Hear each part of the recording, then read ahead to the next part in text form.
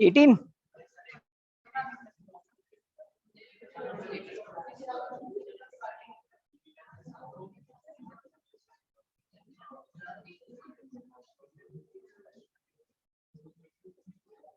कल आप लोगों ने एक ग्राफ बनाया था जिसको शैथिल्य वक्र कहते हैं, और प्रैक्टिस कर लेना उसकी।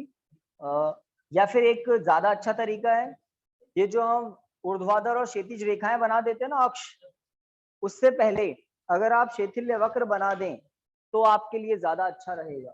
कैसे? शैथिल्य वक्र बनाने का ज्यादा अच्छा तरीका क्या है वो देख लें आप। इस तरह से शुरुआत करें।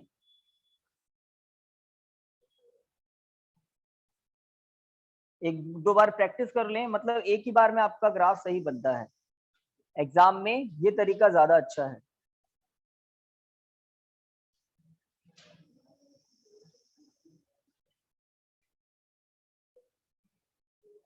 ये तरीका ज्यादा अच्छा है। क्यों है? क्योंकि इसमें आप मध्य बिंदु लेकर अपने हिसाब से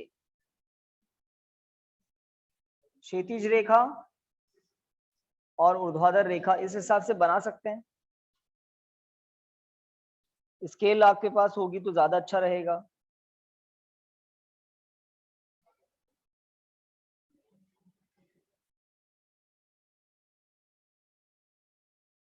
तो बस ये ध्यान क्या रखना होता है, यहां से यहां तक की दूरी, यहां से यहां तक की दूरी बराबर है। तो स्केल होगी तो आप देख के आराम से उसी जगह रेखा खींचोगे जहां आपको यहाँ बराबर दिख रहा होगा। इस तरह से यहाँ ऊर्ध्वा जो क्षैतिज रेखा है उस पर भी यही ध्यान रखना है।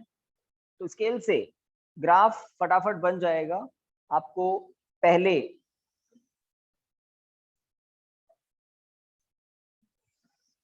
यहां पर ज्यादा ठीक लग रहा है ना, ये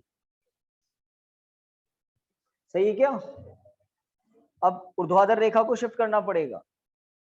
चलिए अभी तो मैं आपको वो बिंदु बताता हूं जो आपने लिखे थे। यहाँ पर ए, यहाँ पर ओ, यहाँ पर बी, सी, डी, और ये ई, और लास्ट में ये एफ। एरो भी लगाए होंगे आप लोगों ने। ओ से ए से फिर बी, बी से सी से डी, फिर ई, फिर एफ, और वापस ए। ये होता है पदार्थ के चुंबकीकरण तथा विचुंबकीकरण का एक पूरा चक्र। ठीक है? एक्स दिशा में यहाँ पर धनात्मक एच और विपरीत दिशा में ऋणात्मक एच लिया गया था।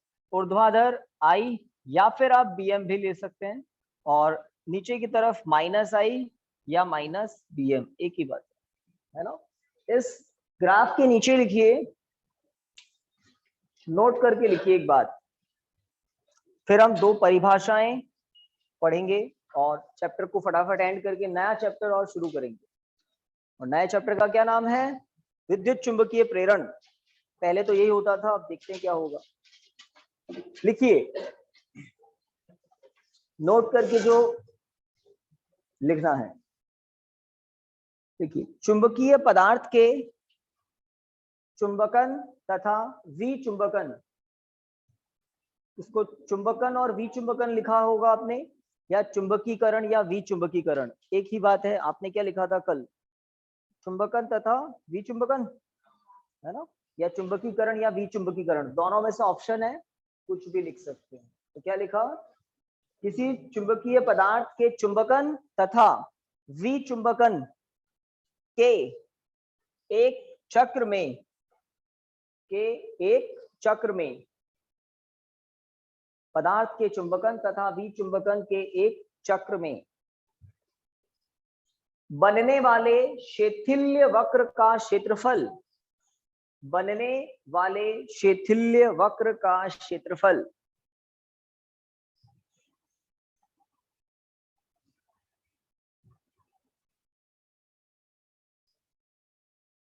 पदार्थ के एकांक आयतन में, पदार्थ के एकांक आयतन में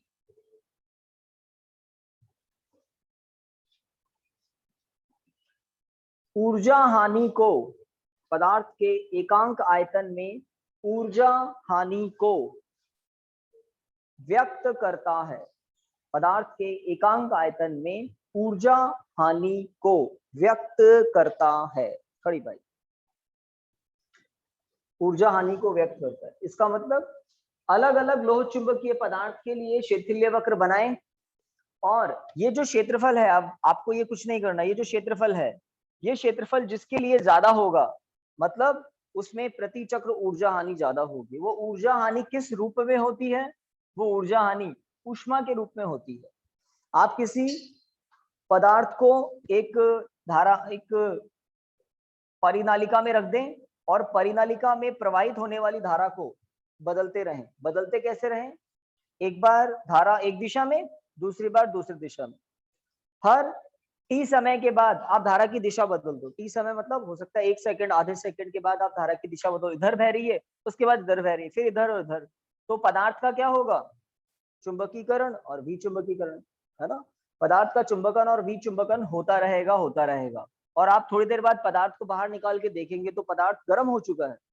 गर्म कैसे हो गया? वो कारण ऊष्मा के रूप में ऊर्जा की हानि होती रहती है, होती रहती है। ओके, लिखिए फर्स्ट नंबर पर, नोट तो लिख लिया। अब लिखिए दो परिभाषाएं जो आपको अच्छे से याद करनी है। पहली परिभाषा है, लिखिए धारणशीलता।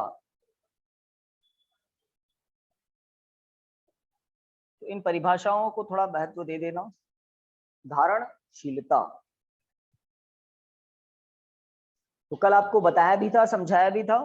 जब हम किसी चुंबकीय पदार्थ को परिनलिका के भीतर रखते हैं और परिनलिका में धारा प्रवाहित करते हैं, तो धारा प्रवाह के कारण पदार्थ का चुंबकीकरण हो जाता है, चुंबकन हो जाता है। और पदार्थ के जो चुंबकीय द्विध्रुव आघूर्ण है वो लगाए गए चुंबकीय क्षेत्र की दिशा में संरेखित हो जाते हैं। लेकिन जब चुंबकीय क्षेत्र को घटा घटा कर शून्य कर देते हैं, तब भी पूरे पदार्थ का कुछ ना कुछ चुंबकीय द्विध्रुव आघूर्ण, कुछ ना कुछ पदार्थ का चुंबकीय क्षेत्र, साथ में पदार्थ का कुछ चुंबकन तीव्रता शेष रह जाती है। भाई एम क्या होता है वो आपको पता है, और एम बटा वी क्या होता है? आई होता है। तो ये सब साथ साथ होते हैं, ये होता है तो ये होता है, और ये होता है तो ये भी होता है। तो कुल मिलाकर धारा प्रवाह के कारण ये बनता है, और धारा को कम करते हैं ये कम होता है, धारा को शून्य कर देते हैं तो ये शून्य नहीं हो पाता है। बस मुख्य बात यही है। और जो एम शेष रह जाता है उसके कारण कुछ आई शेष रह जाता है, ओ से बी तक, है ना। ये आई शेष रह जाता है, ओ से सी तक, ओ से ई तक है यहाँ पर, है ना। तो जो ये शेष रह जाता है आई का मान, कभी धनात्मक दिशा में, कभी ऋणात्मक दिशा में, कभी धनात्मक कभी ऋणात्मक, इसे कहते हैं धारणशीलता। तो लिखिए किसी चुंबकीय पदार्थ के चुंबकन की प्रक्रिया में, चुंबकन कहें या चुंबकीकरण एक ही बात है। किसी पदार्थ, चुंबकीय पदार्थ के चुंबकन की प्रक्रिया में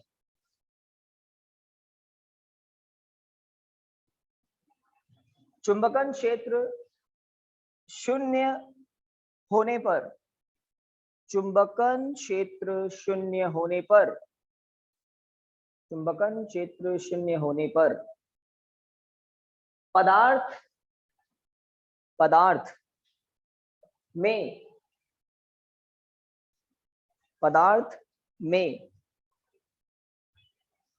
शेष रहे, पदार्थ में शेष रही चुंबकन की तीव्रता ही, पदार्थ में शेष रही, पदार्थ में शेष रही चुंबकन की तीव्रता ही, शेष रही चुंबकन की तीव्रता ही पदार्थ की धारणशीलता कहलाती है, पदार्थ की धारणशीलता कहलाती है। तो शब्द से बात को पकड़ना है आपको। धारणशीलता शब्द ही ऐसा है, धारणशीलता। तो शब्द से हमें बात को पकड़ना है ताकि हम दो परिभाषाओं को इधर उधर मिक्स नहीं कर दे। एक और आएगी अभी। तो धारणशीलता, आपने एक चुंबकीय पदार्थ को बाहर से अंदर रखा। जब ये चुंबकीय पदार्थ बाहर था तो इसका m 0 था। जब इसको आपने अंदर रखा, धारा प्रवाहित की, तो m उत्पन्न हुआ संरेखण के कारण। जब आपने धारा शून्य कर दी तब m शून्य नहीं हो पाया, बच गया कुछ। उस बचे हुए m के कारण पदार्थ का कुछ आई शेष रह गया, m अपॉन v। तो इस बचे हुए आई को क्या कहते हैं? धारणशीलता, है ना। तो शब्द से ही पता लग रहा है कि पदार्थ में कुछ चुंबकीय क्षेत्र शेष रह गया, उसने धारण कर लिया कुछ चुंबकीय क्षेत्र आई शून्य होने के बावजूद। आगे लिखिए, उपरोक्त वक्र में ओबी व ओई, उपरोक्त वक्र में ओबी तथा ओई धारणशीलता को, ओबी तथा ओई धारणशीलता को प्रदर्शित कर रहे हैं, धारणशीलता को प्रदर्शित कर रहे हैं।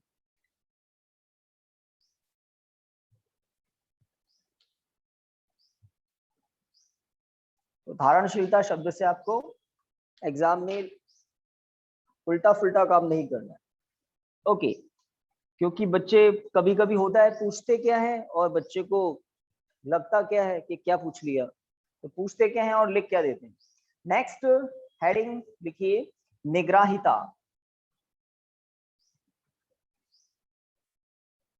निग्राहिता,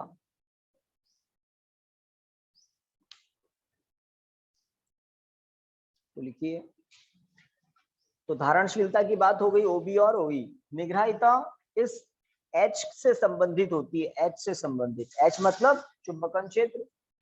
तो इस बचे हुए ओ से बी तक बचे हुए चुंबकन की तीव्रता को, आई को, इस बचे हुए आई को शून्य करने के लिए यहाँ पर हमें h का मान ऋणात्मक बढ़ाना पड़ता है। यहाँ से यहाँ तक h जो भी है वो ऋणात्मक ही है इस दिशा में। तो हमें i को शून्य तक पहुंचाने के लिए h का कुछ मान ऋणात्मक लगाना पड़ता है। उस ऋणात्मक लगाए गए h के मान को क्या कहते हैं? निग्राहिता। i को शून्य करने के लिए लिखिए, पदार्थ के चुंबकन की प्रक्रिया में, पदार्थ के चुंबकन की प्रक्रिया में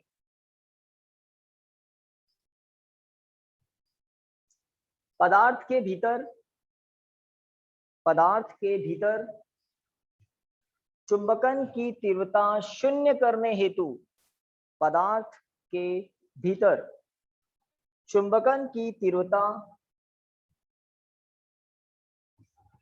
शून्य करने हेतु विपरीत दिशा में लगाए गए चुंबकन क्षेत्र, विपरीत दिशा में लगाया गया चुंबकन क्षेत्र ही, विपरीत दिशा में लगाया गया चुंबकन क्षेत्र ही उस पदार्थ की धारणशीलता सॉरी निग्राहिता है ना, उस पदार्थ की निग्राहिता कहलाती है। विपरीत दिशा में लगाया गया चुंबकन क्षेत्र ही उस पदार्थ की निग्राहिता कहलाती है। तो ये सारी चीजें समझ में आती है कब? जब हम एक चित्र को थोड़ा समझ लेते हैं। ये चित्र एग्जाम में नहीं बनाना होता है, ये हमारे अंडरस्टैंडिंग के लिए होता है कि जब चुंबकीय क्षेत्र में पदार्थ को रखते हैं तो उसका क्या होता है, चुंबकीय क्षेत्र की दिशा बदलते हैं तो अंदर क्या होता है। चुंबकीय द्विध्रुव आघूर्ण कैपिटल एम बटा आयतन, पदार्थ का आयतन, चुंबकन की तीव्रता एम्पियर अपॉन मीटर में जो है ये बदलती है, और ये बदलती है और ग्राफ बनता जाता है। नेक्स्ट हेडिंग लिखिए, आपको 3 प्रकार के पदार्थों के नाम पता है, थोड़ा बहुत बताया भी था। अनुचुंबकीय है ना, पहले प्रतिचुंबकीय बताया था शायद, फिर अनुचुंबकीय, फिर लोह चुंबकीय। सबसे ज्यादा चुंबकीय व्यवहार दिखाता है लोह चुंबकीय, उससे कम अनुचुंबकीय और सबसे कम प्रतिचुंबकीय। सबसे कम क्या, वो तो विपरीत दिशा में हो जाता है, ठीक है। तो लोह चुंबकीय पदार्थों को अगर ताप दें, ऊष्मा दें, है ना, उनका ताप बढ़ाएं तो उनके चुंबकीय गुण घटते जाते हैं, घटते जाते हैं। आपके घर पर आपके पास कहीं चुंबक रखा हो, उसको गर्म करना, है ना, पहले से बता देता हूँ वो बेकार हो जाएगा, ये सोच मान के चलना। आप उसको गर्म करना और आप देखेंगे उसके चुंबकीय गुण समाप्त हो जाए। तो चुंबक को गर्म करने से, उसको ऊष्मा देने से उसके चुंबकीय गुण घटते जाते हैं, घटते जाते हैं। एक गुणक आपको बताया था, क्या बोलते हैं इसको, कुछ नाम होगा हिंदी में, चुंबकीय प्रवृत्ति, सही बात है। चुंबकीय प्रवृत्ति। तो ये चुंबकीय प्रवृत्ति क्या होती है? I/H, चुंबकन की तीव्रता बटा चुंबकन क्षेत्र। इसे हम इसलिए पढ़ते हैं क्योंकि इसकी मदद से हमें पदार्थों के चुंबकीय व्यवहार के बारे में पता लगता है। अगर काइएम चुंबकीय प्रवृत्ति ज्यादा है, इसका मतलब चुंबकीय गुण ज्यादा है पदार्थ में। काइएम कम है मतलब चुंबकीय गुण कम है। तो जब हम किसी लोह चुंबकीय पदार्थ को गर्म करते हैं या किसी अनुचुंबकीय पदार्थ को गर्म करते हैं तो उनके चुंबकीय गुण घटते जाते हैं। तो क्यूरी ने, एक वैज्ञानिक का नाम है क्यूरी, इसका पूरा नाम है शायद मैडम क्यूरी, आपकी बुक में देखना। क्यूरी ने अनुचुंबकीय पदार्थों की, प्रतिचुंबकीय भी नहीं लोह चुंबकीय भी नहीं, इसकी अनुचुंबकीय की बात कर रहे हैं। क्यूरी ने अनुचुंबकीय पदार्थों के लिए चुंबकीय प्रवृत्ति के बारे में बताया। क्या? कि किसी अनुचुंबकीय पदार्थ की, ध्यान रखना किसकी? अनुचुंबकीय, किसी अनुचुंबकीय पदार्थ की, ऐसे लिखते हो वही सही था, अनुचुंबकीय पदार्थ की चुंबकीय प्रवृत्ति उसके ताप के व्युत्क्रमानुपाती होती है। ताप ज्यादा होने पर चुंबकीय प्रवृत्ति कम हो जाती है, काइएम।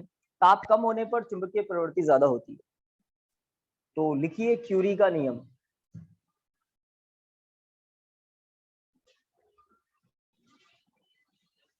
क्यूरी का नियम है ना?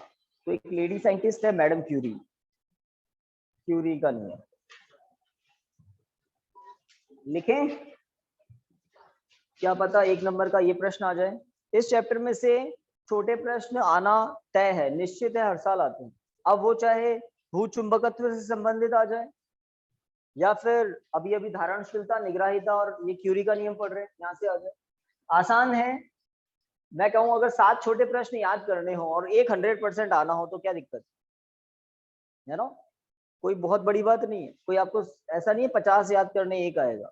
7 छोटे प्रश्न है इसमें, उसमें से 1 मिल सकता है। जैसे है ना, भौगोलिक यामी उत्तर, चुंबकीय यामी उत्तर, दिक्पात कोण, नमन कोण, ये सब चीजें हैं। इधर धारणशीलता, निग्राहिता, क्यूरी का नियम, 1 मिलेगा इसमें से। लिखिए, इस नियम के अनुसार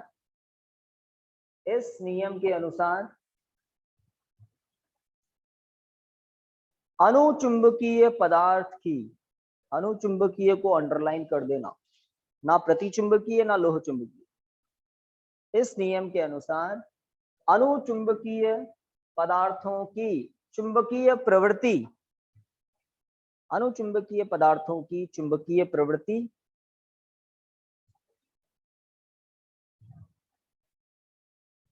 ताप के व्युत्क्रमानुपाती होती है। ताप के व्युत्क्रमानुपाती होती है।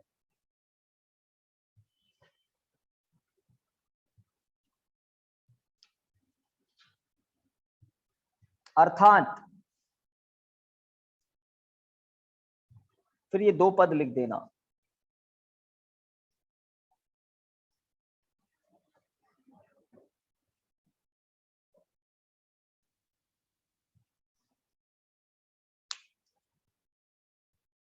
चुंबकीय प्रवृत्ति मात्रकहीन होती है, सब जानते हैं, मात्रकहीन है ना। ताप को आप डिग्री सेंटीग्रेड में या फिर केल्विन में मापते हैं। चूंकि चुंबकीय प्रवृत्ति मात्रकहीन है तो जो नियतांक मैंने अभी अभी लगाया है C, इसका मात्रक भी क्या होगा? या तो केल्विन या फिर है ना डिग्री सेंटीग्रेड। तो इसके नीचे लिख सकते हैं आप, यहाँ C क्यूरी नियतांक है। क्यूरी नियतांक, समानुपाती नियतांक तो होता ही है, साथ में से क्यूरी नियतांक कहते हैं। यहाँ C क्यूरी नियतांक है।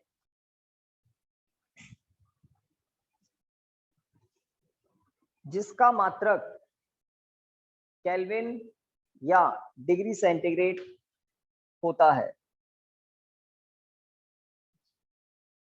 तो ये इसलिए लिखा रहा हूं क्योंकि 1 नंबर का प्रश्न बना देते हैं कि क्यूरी नियतांक का मात्रक ही बताओ, केल्विन या डिग्री सेंटीग्रेड होता है। क्योंकि आपको पता है तापमान T का मात्रक डिग्री सेंटीग्रेड या केल्विन का m का कोई मात्रक नहीं है, तो 100% C का मात्रक क्या होना चाहिए, तभी तो विमाहीन होगा ये, है ना। चलिए अब चैप्टर की समाप्ति होती है, इसके साथ चैप्टर की समाप्ति होती है।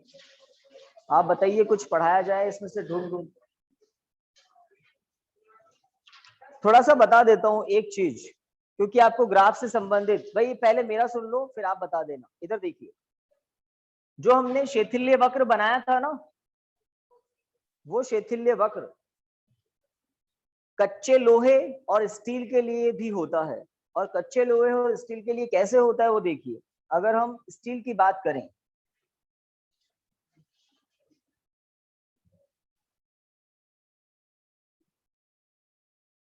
तो स्टील के लिए शैथिल्य वक्र कुछ इस तरह से होता है।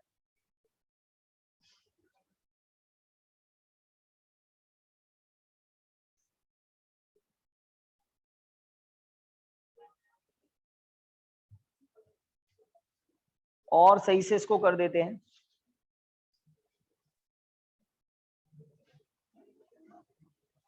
इसमें यहां पर ये जो निग्राहिता है ना, ये ज्यादा होती, धारणशीलता तो है, निग्राहिता ज्यादा होती।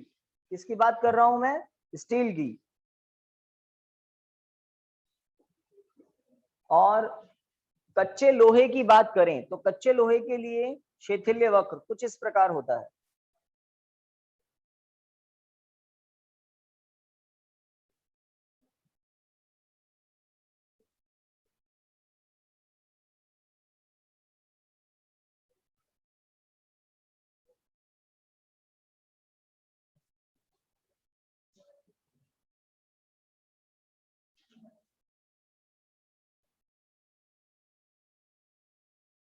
कच्चे लोहे के लिए शैथिल्य वक्र कुछ इस प्रकार होता है।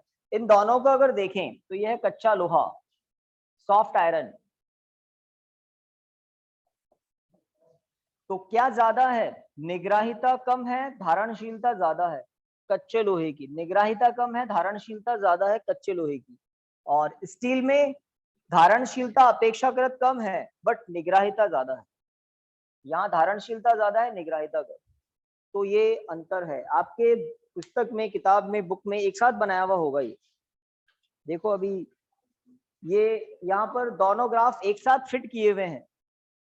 अब कौन सा किसके लिए है ये पता भी नहीं लग पा रहा है। ये जो मोटा तगड़ा सा दिख रहा है ना, ये है स्टील के लिए। और जो पतला दुबला सा दिख रहा है वो है नर्म लोहा।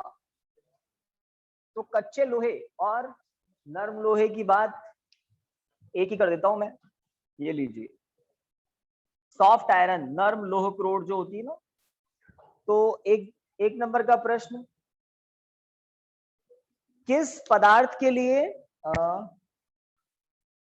शैथिल्य ऊर्जा हानि कम होती है। तो नर्म लोहे के लिए ऊर्जा हानि कम होती है, क्योंकि नर्म लोहे के लिए शैथिल्य वक्र का जो क्षेत्रफल आता है वो कम आता है। इसलिए कह रहा था पतला दुबला। और थोड़ा तगड़ा कौन है, हाँ, स्टील के लिए शैथिल्य वक्र का क्षेत्रफल ज्यादा है। शैथिल्य वक्र का क्षेत्रफल प्रति चक्र प्रति आयतन ऊर्जा हानि को व्यक्त करता है। लिखा था ना, नोट करके लिखा था ना। तो जिस पदार्थ के लिए शैथिल्य वक्र का क्षेत्रफल ज्यादा है उसमें ऊर्जा हानि ज्यादा होती है। जिस पदार्थ के लिए शैथिल्य वक्र का क्षेत्रफल कम है उसमें ऊर्जा हानि कम होती है। अब इसको उल्टा पुल्टा मत कर देना। तगड़ा वाला स्टील के लिए, पतला दुबला वाला नर्म लोहे के लिए। उल्टा मत करना है ना। तो ऊर्जा हानि कम किस में होगी, नर्म लोहे में। इसीलिए धारामापी की कुंडली के बीचों बीच क्या रखा जाता है, नर्म लोह क्रोड। सही बात है ना, क्योंकि जब धारा प्रवाहित होती है, नहीं होती है, कम होती है, ज्यादा होती है, तो उसका चुंबकीकरण और विचुंबकीकरण होता है। हो सकता है परिपथ में धारा कभी एक दिशा में हो फिर दूसरी दिशा में आ जाए। तो लोह क्रोड का क्या होता है, चुंबकीकरण और विचुंबकीकरण, है ना, चुंबकन विचुंबकन होता है। तो ऊर्जा की हानि कम से कम हो इसलिए क्या रखा जाता है, नर्म लोह। स्टील नहीं, स्टील भी लोह चुंबकीय पदार्थ ही होती है। तो ध्यान रख लेंगे, क्या पता 1 नंबर में आ जाए। चलिए, हाँ अब कोई कुछ बोल रहा है तो बोलिए।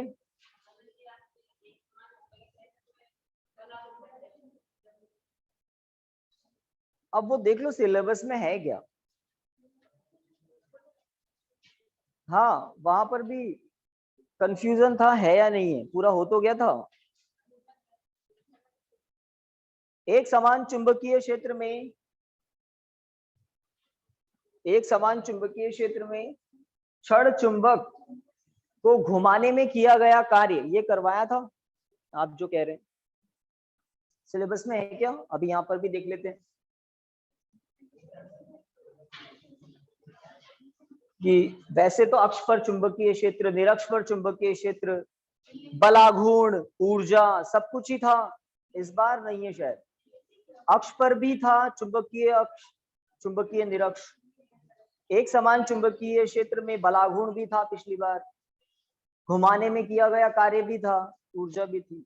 ये पूरा एक पैकेज था, वो इस साल पूरा ही नहीं होना चाहिए शायद।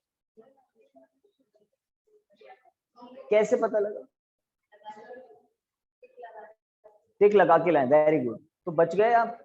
ठीक है, नहीं है तो ध्यान रखना, जैसा आप विद्युत द्विध्रुव के लिए करते हैं ना, वैसा क्षण चुंबक के लिए भी होता है। सिलेबस में तो पुराने में था, इस साल नहीं है। तो आप देरी नहीं करें, अब एक अच्छा चैप्टर आपका इंतजार कर रहा है, ये आपको ज्यादा अच्छा लगेगा क्योंकि आसान है और नंबर देने वाला है। चैप्टर नंबर 9, नाम बता दो भाई। मैं तो इसको इलेक्ट्रोमैग्नेटिक इंडक्शन के नाम से जानता हूँ, विद्युत चुंबकीय प्रेरण, वही है ना। चलिए, इस सीबीएसई में भी यही नाम है, आरबीएसई में भी यही नाम। चलिए, विद्युत चुंबकीय प्रेरण, इलेक्ट्रो मैग्नेटिक इंडक्शन, विद्युत चुंबकीय प्रेरण, इलेक्ट्रोमैग्नेटिक इंडक्शन।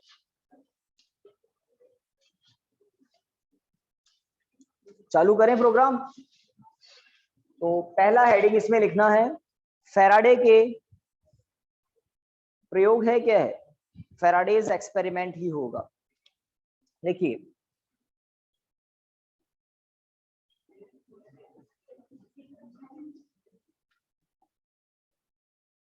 फैराडे के प्रयोग, फैराडेज एक्सपेरिमेंट्स। तो बात को अच्छे से समझ लेना, थोड़ा मुझे बता दो, आपको चुंबकीय फ्लक्स पढ़ाया था क्या? चुंबकीय फ्लक्स नहीं तो अभी पढ़ाते हैं। विद्युत फ्लक्स जानते हो ना, विद्युत क्षेत्र में किसी पृष्ठ से लंबवत गुजरने वाली विद्युत क्षेत्र रेखाओं की संख्या। ठीक उसी प्रकार से चुंबकीय क्षेत्र में स्थित पृष्ठ से लंबवत गुजरने वाली चुंबकीय क्षेत्र रेखाओं की संख्या लिखा हुआ है। चुंबकत्व में गाउस का नियम, दोनों साथ ही होंगे देखना। तो फैराडे ने चुंबकीय फ्लक्स से संबंधित काफी सारे एक्सपेरिमेंट किए और फिर अपने 2 नियम दिए, फैराडे का प्रथम नियम, फैराडे का द्वितीय नियम। यहां तक का काम पूरा आज करेंगे हम। जैसे कि आप जानते हैं, अगर कोई बल्ब है और यहां पर कोई बैटरी लगी हुई है और बैटरी के साथ एक कुंजी है जो कि ऑन है, ऑन है, बल्ब ग्लो करेगा, बल्ब प्रकाश देगा हमें, क्योंकि बल्ब से धारा प्रवाह होगी और बल्ब का तंतु गर्म होगा, प्रकाश देने लग जाए।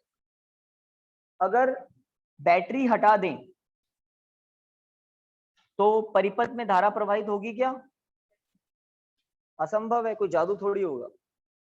बल्ब क्या रहेगा? ऑफ, बंद ही रहेगा, कोई प्रकाश नहीं देगा। यहां पर मैं परिनालिका की एक कुंडली लगा दूं, बैटरी नहीं परिनालिका, समझ गए ना, जैसी होती है ना, कैसी, स्प्रिंग के जैसी, कुंडली नुमा। अब बल्ब जलेगा क्या? बिल्कुल नहीं जलेगा।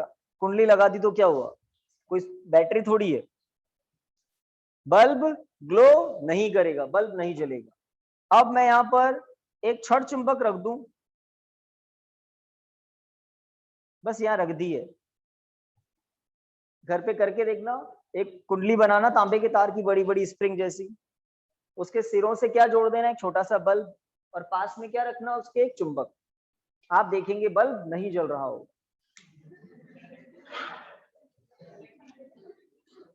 अब आपको थोड़ा धैर्य रखना है।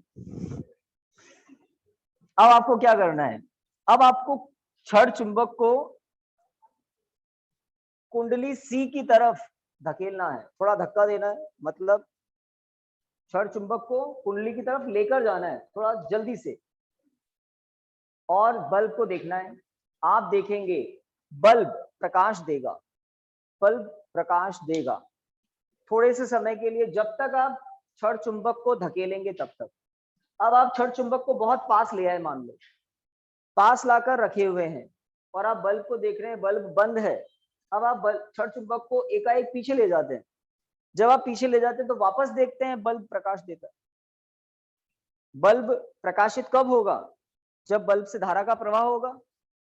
इस परिपथ में ध्यान से देखो, इस परिपथ को कोई सेल, कोई बैटरी है क्या, नहीं है, तो ये धारा आई कहां से, है ना। तो थोड़ा थोड़ा धैर्य रखो, फैराडे सब बता देगा अपने आप, फैराडे जो बताएगा वही ध्यान रखना है। तो ये धारा आई कहां से, इसके लिए फैराडे ने एक्सपेरिमेंट किए। अब फैराडे ने जो एक्सपेरिमेंट किए उसकी बात करता हूं। फैराडे ने कोई बल्ब नहीं लगाया, उसको बल्ब अच्छे नहीं लगते थे, उसने धारामापी लगाया। तो एक कुंडली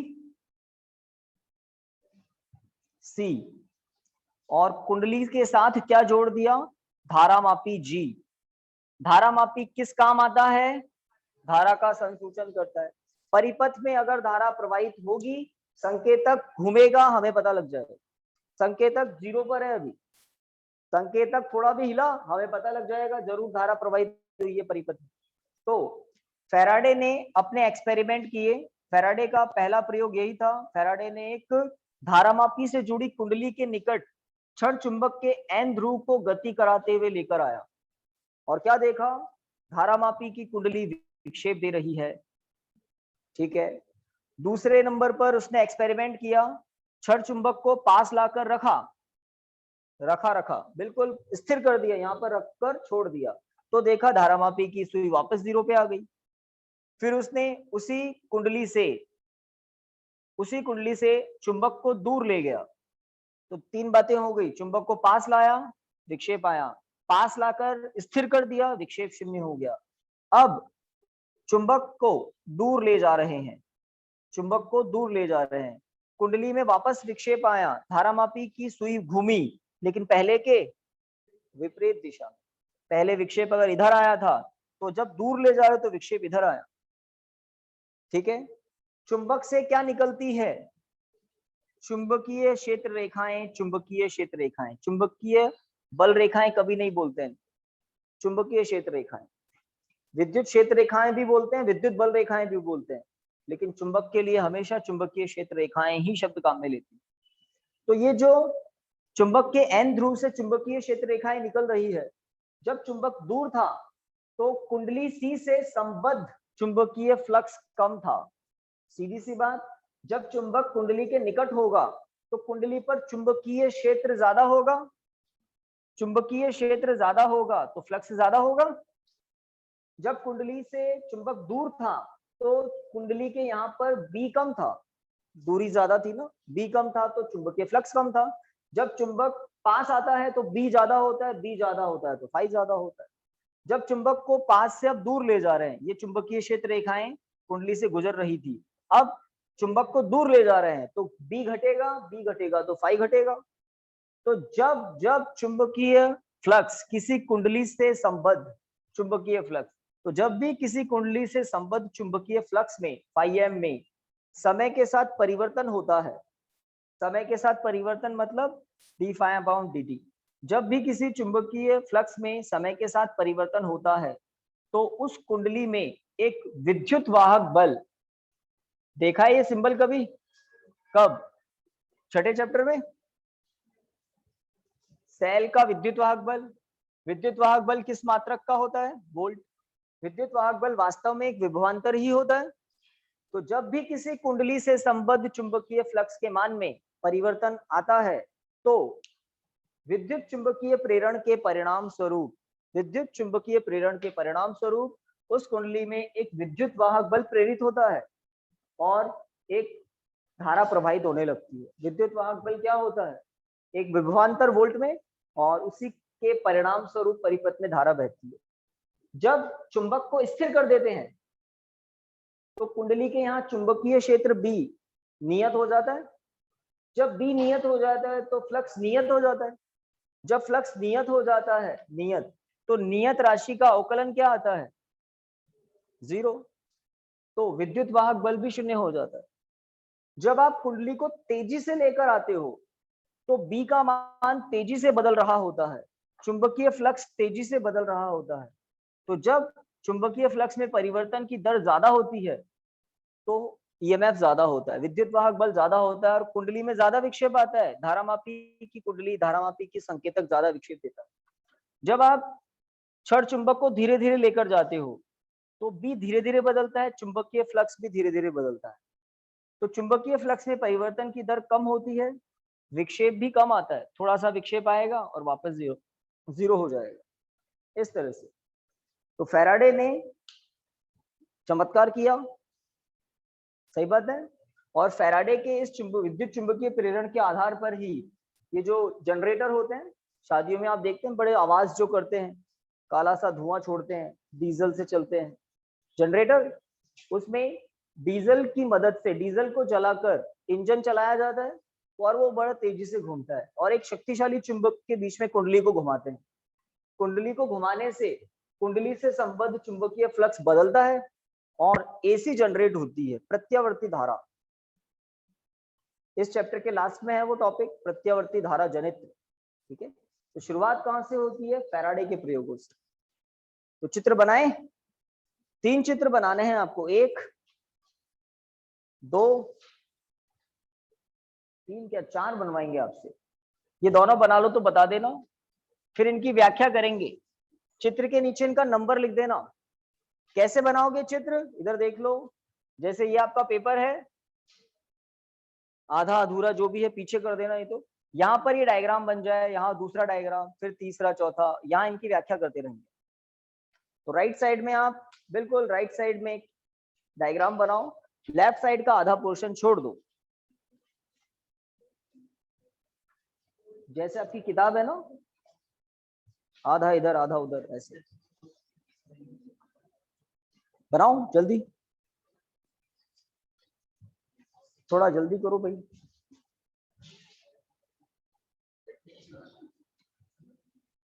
नंबरिंग कर देता हूं 1 2 3 करके। तो ये पहला, दूसरा डायग्राम, तीसरा इधर बना देते।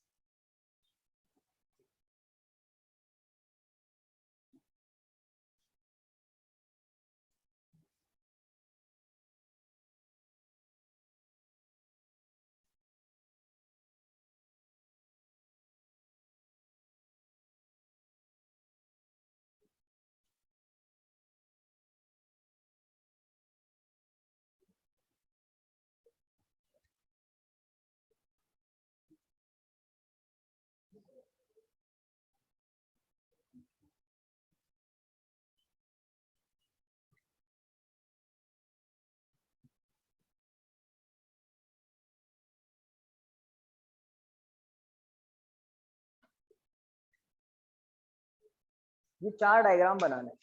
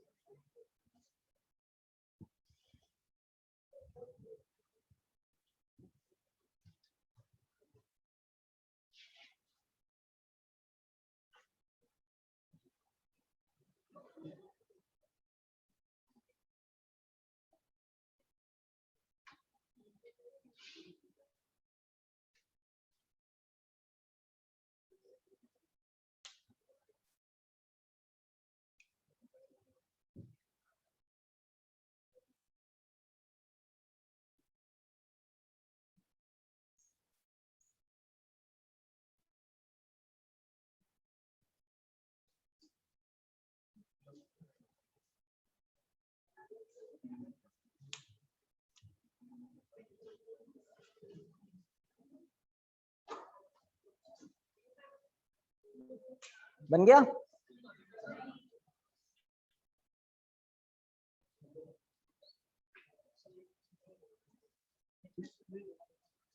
नहीं नहीं, एक इधर बनाओ ना। अरे आराम से बनाओ, यहाँ लिखोगे आराम से, फिर चौथा इधर बनाओ।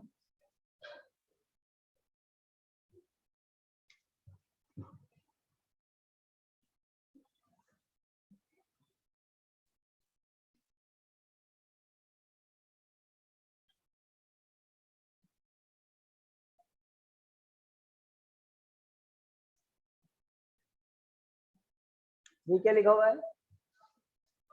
दाब कुंजी प्रेसिंग की होती है। जैसे ही दाब कुंजी को दबाते हैं, इस धारामापी में एकाएक विक्षेप आता है। तो डायग्राम बन गए होंगे शायद। लिखिए, रुके।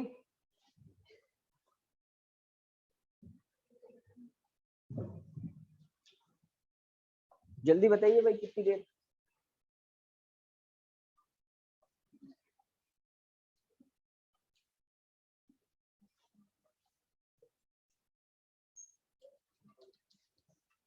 रेडी?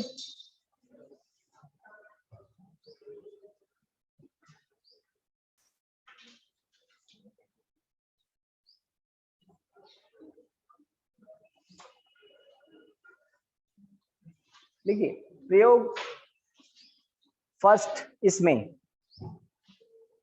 प्रयोग 1,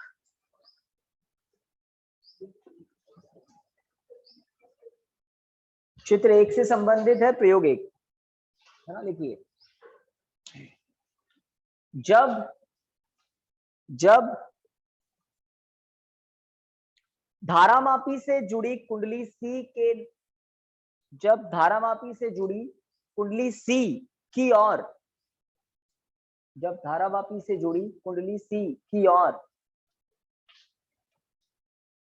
चित्र में दर्शाए अनुसार, और में कितनी मात्रा आती है? एक ही मात्रा लगानी है। और मतलब टुवर्ड्स, और समझ गया ना, की तरफ। जब धारामापी से जुड़ी कुंडली सी की ओर चित्र में दर्शाए अनुसार छड़ चुंबक को ले जाया जाता है, तो छड़ चुंबक को ले जाया जाता है तो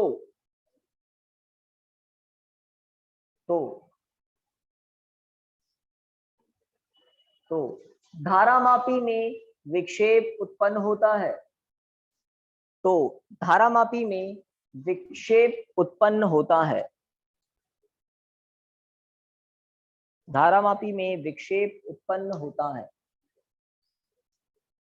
खड़ी पाई, लाइन चेंज करके लिखिए, जब छड़ चुंबक को कुंडली के निकट लाकर स्थिर कर दिया जाता है। जब छड़ चुंबक को कुंडली के निकट लाकर स्थिर कर दिया जाता है, तो स्थिर कर दिया जाता है तो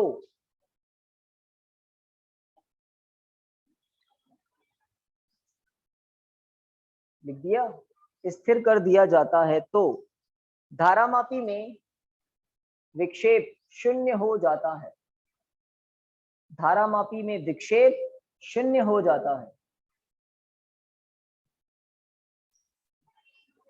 तो जो पहला प्रयोग है इसमें 3 बातें बतानी है हमको। चित्र 1, चित्र 2 दोनों ही किससे संबंधित है? प्रयोग 1 से संबंधित। तो जब हमने चित्र 1 को देखा, कुंडली की तरफ आ रहा है चुंबकीय ध्रुव, फिर हमने कहा चुंबक को पास लाकर रोक दिया, रोकते ही संकेतक शून्य पर आ जाएगा धारामापी। फिर हम इसी प्रयोग में कहेंगे चित्र 2 में क्या हो रहा है उस बारे में। लाइन चेंज करके लिखिए, लिखिए चित्र में दर्शाए अनुसार जब, चित्र 2 कर देना, चित्र 2 में दर्शाए अनुसार जब, चित्र 2 में दर्शाए अनुसार जब क्षण चुंबक को कुंडली से दूर ले जाया जाता है, तो क्षण चुंबक को कुंडली से दूर ले जाया जाता है तो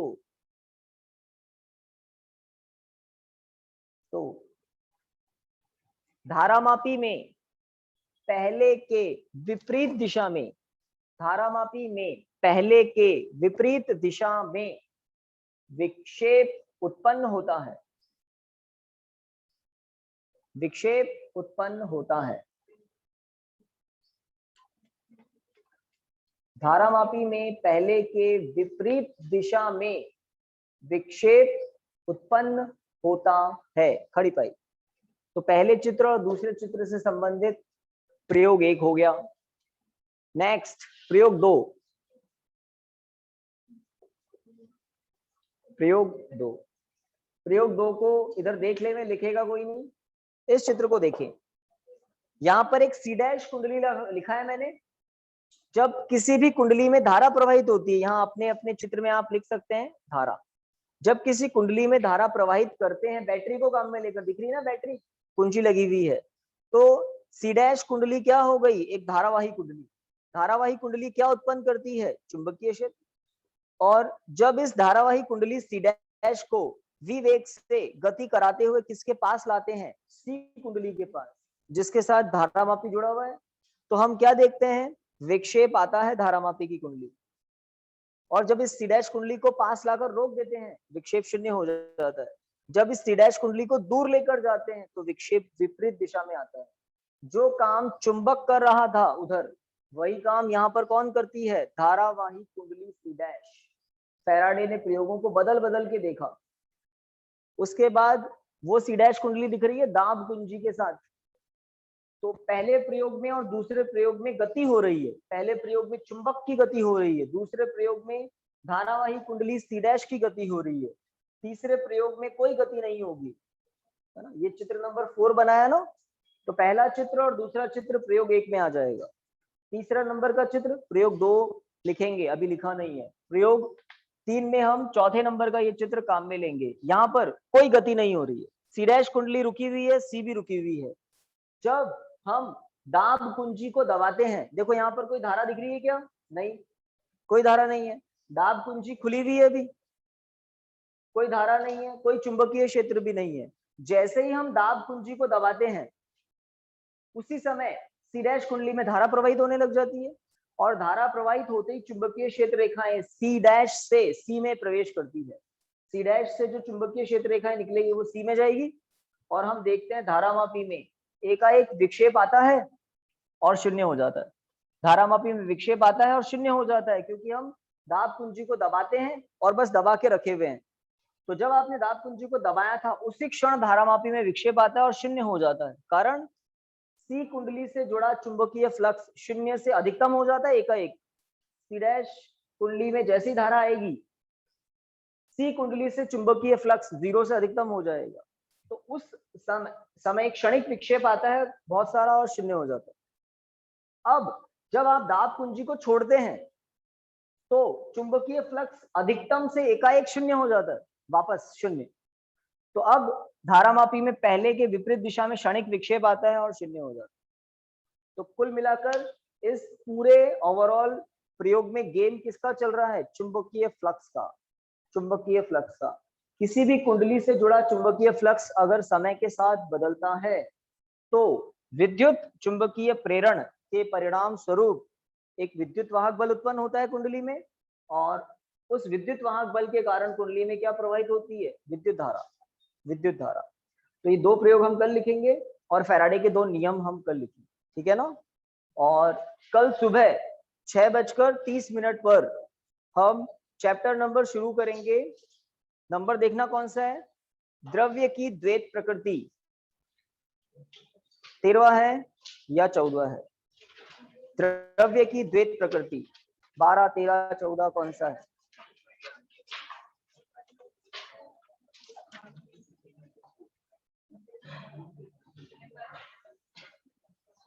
चैप्टर नंबर 13, 13वां नंबर चैप्टर शुरू करेंगे, प्रकाश, विद्युत प्रभाव एवं द्रव्य तरंगे। 13वां चैप्टर।